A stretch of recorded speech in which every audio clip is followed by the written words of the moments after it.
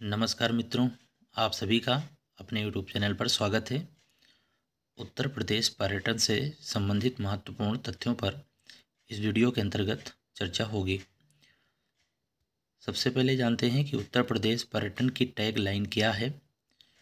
उत्तर प्रदेश पर्यटन की tag line है, यूपी नहीं देखा तो इंडिया नहीं देखा। तो इस टैग लाइन को आप याद रखिएगा, यूपी नहीं देखा तो इंडिया नहीं देखा।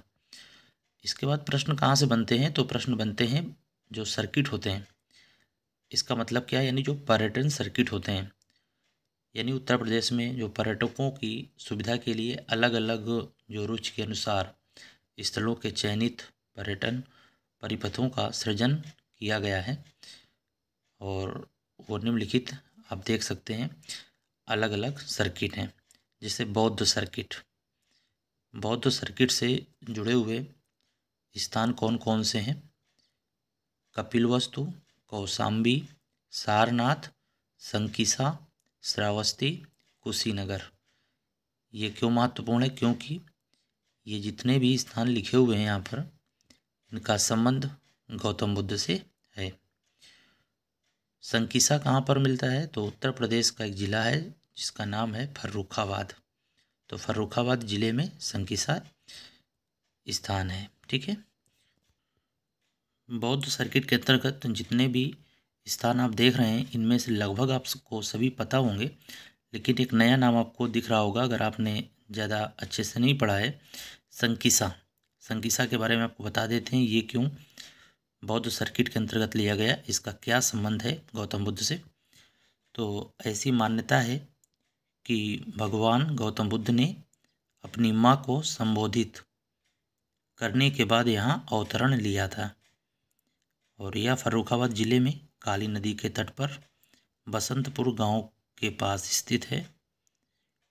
और सम्राट अशोक ने इस पवित्र स्थान को चिन्हित करने के लिए यहाँ एक स्तंभ का निर्माण करवाया था, जिस पर हाथी की आकृति उकेरी गई। इस बात को याद रखिएगा। संकिसा से संबंधित ये हमने 2-3 बातें आपको बता दिया। नंबर 1 तो ये कि भगवान गौतम बुद्ध ने अपनी माँ को संबोधित करने के बाद यहाँ अवतरण लिया था। यह फर्रुखाबाद जिले में काली नदी के तट पर बसंतपुर गांव के पास स्थित है। और किस पशु की आकृति उकेरी गई? तो उत्तर हो जाएगा हाथी। किसके द्वारा यह कार्य करवाया गया? तो उत्तर हो जाएगा सम्राट अशोक द्वारा। अन्य कपिलवस्तु, कौशाम्बी, सारनाथ, श्रावस्ती, कुशीनगर, इनसे जुड़े हुए तथ्य आप भली भांति जानते होंगे। बुंदेलखंड सर्किट के अंतर्गत कौन कौन से स्थान हैं? बिठूर, चित्रकूट, झांसी, कालिंजर, महोबा। यहाँ पर आपको हो सकता है लग रहा हो कि बिठूर इसमें कैसे आ जाएगा। तो बिठूर का बुंदेलखंड से कैसा संबंध है, तो आइए जानते हैं। बिठूर गंगा नदी के तट पर कानपुर के बाहरी क्षेत्र में मंदिरों का एक छोटा सा शहर है। बिठूर स्थित है। और रामायण के रचयिता महर्षि वाल्मीकि का आश्रम यहीं पर है बिठूर में। झांसी की रानी लक्ष्मीबाई का बचपन यहीं बीता था, इसलिए इसका संबंध कहाँ से होता है? बुंदेलखंड सर्किट से। इसको जोड़कर देखते हैं बिठूर को। क्या याद रखना है बिठूर के संदर्भ में? कि झांसी की रानी लक्ष्मीबाई का बचपन यहाँ बीता था। इस बात को आप लिख भी सकते हैं ताकि आपको अच्छे से याद रहे कि बुंदेलखंड सर्किट के अंतर्गत बिठूर कैसे आएगा। चित्रकूट, झांसी, कालिंजर, महोबा। झांसी को बुंदेलखंड क्षेत्र का प्रवेश द्वार भी कहते हैं। कालिंजर से जुड़े हुए महत्वपूर्ण तथ्य आपको बता देते हैं।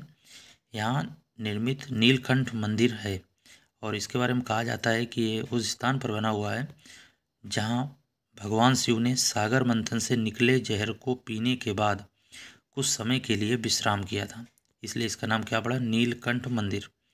और यहाँ पर बांदा के निकट है ये कालिंजर। ठीक है। और 700 फीट की ऊंचाई पर कालिंजर दुर्ग स्थित है।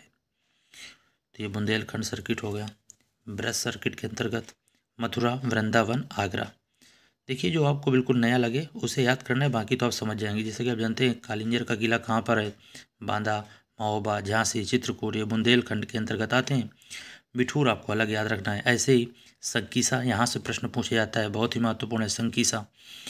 और ब्रज सर्किट ये आपको आसानी से याद ही होंगे। मथुरा, वृंदावन, आगरा, यमुना नदी के तट पर है आगरा। आगरा से जुड़े हुए अन्य तथ्य आपको मालूम ही होंगे। अवध सर्किट में आपको याद रखना है देवा शरीफ, नैमिषारण जो कि सीतापुर जिले में है, अयोध्या। देवा शरीफ के बारे में आपको बता देते हैं। उत्तर प्रदेश की राजधानी जो लखनऊ है उसे 25 किलोमीटर दूर स्थित यह तीर्थ स्थान है। और सूफी संत हाजी वारिस अली शाह, सूफी संत हाजी वारिस अली शाह लिख सकते हैं। सूफी संत हाजी वारिस अली शाह से जुड़ा है। यहाँ पर सूफी संत की मज़ार है और प्रतिवर्ष देवा शरीफ में मेला लगता है। विंध्य वाराणसी सर्किट के अंतर्गत वाराणसी, चुनार, विंध्याचल ये क्षेत्र आते हैं। अगला है वाइल्ड लाइफ इको पर्यटन, दुधवा, पीलीभीत, कतरनिया घाट जो कि बहराइच में है, दुधवा, लखीमपुर खीरी। आप जानते हैं दुधवा से संबंधित राज्य का यानी उत्तर प्रदेश राज्य का एकमात्र राष्ट्रीय उद्यान दुधवा राष्ट्रीय उद्यान स्थित है। यहाँ हिरण, बारहसिंगा, शेर, बाघ, विभिन्न प्रजातियाँ आदि पाई जाती हैं। और पीलीभीत के बारे में आप जानते हैं कि पीलीभीत टाइगर रिजर्व भी है।